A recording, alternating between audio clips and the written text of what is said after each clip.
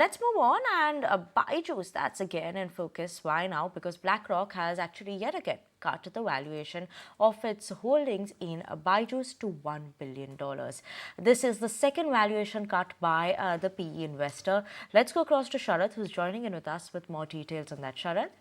Well, it's an interesting update coming in. It's sourced from the website TechCrunch, and the reports are suggesting that there has been a second valuation cut from Blackrock when it comes to Byju's. Now, do remember, Byju's has actually been a $22 billion company, and that's one of the largest valued startup in India, but there has been valuation cuts.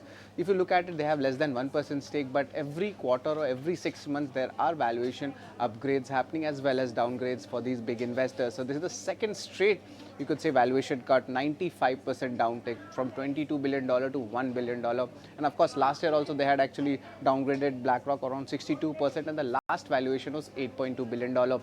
Another investor, Prosus, they had also slashed the valuation by more than 70%, expecting a $6 billion valuation. But there are certain factors which are actually plaguing Byju's, and of course this includes the funding issues, the repayment of loans issues, and importantly the tussle between the promoters and their already existing institutional investors. That is where the developments are happening, and of course we did a record layoffs also happening last year as well.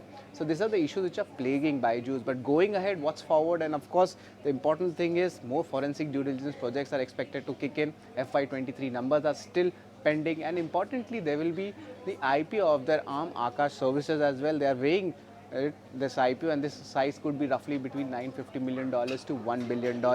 And Aakash's revenue segment is expected to hit 4,000 crore by FY24, while the EBITDA numbers, that's expected to touch the 900 crore mark. So important developments coming in when it comes to Byju's.